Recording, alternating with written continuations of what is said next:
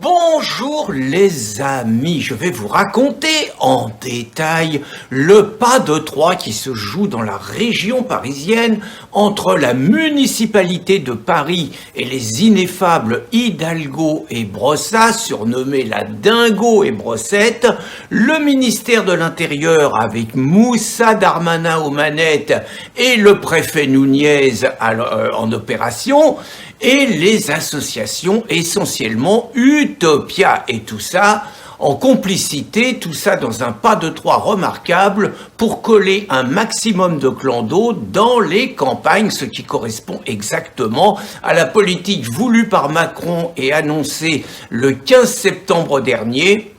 donc de la transition démographique demandée à mettre en application par les préfets de Choupinet. Donc déjà, vous mettez à la mairie de Paris au logement un communiste, mais pas les communistes à l'ancienne, vous savez, pas les mecs qui puaient la sueur, qui étaient des travailleurs, qui étaient des mecs enracinés dans le peuple, non, pas ceux-là, les communistes nouveaux, les bobos, les LGBT, les pro-palestiniens bien que juifs, vous voyez, les professeurs d'université, c'est ces mecs-là, vous voyez, donc LGBT à fond et tout, c'est ça les nouveaux communistes. Et donc le nouveau communiste, Brossat, est naturellement immigrationniste fou, et il a d'autant plus immigrationniste qu'il a du plaisir à coller plein de clandestins dans des quartiers qui étaient jusqu'à maintenant préservés, comme le 7e, le 10e, le 11e, le 16e et des parties du 17e. Il appelle ça la mixité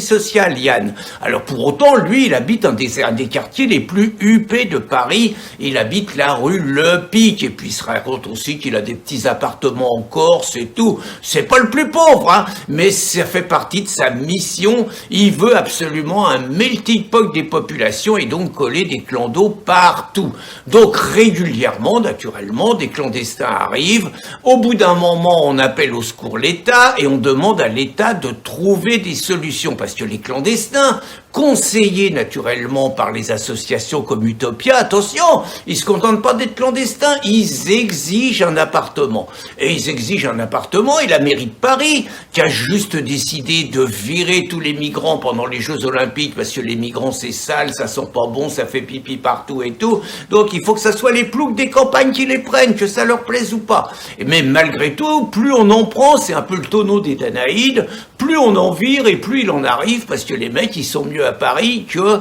dans une petite ville de campagne comme Calac où ils s'emmerdent.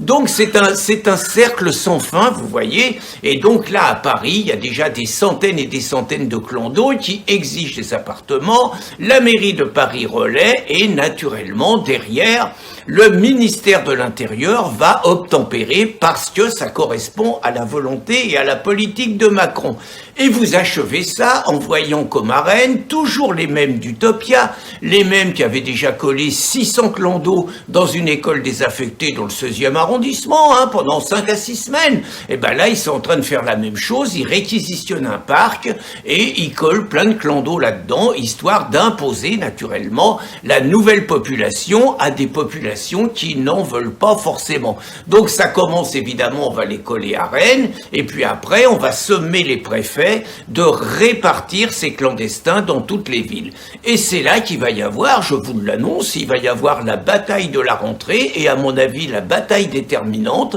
entre les populations des campagnes qui veulent garder leur mode de vie à la française, qui ont compris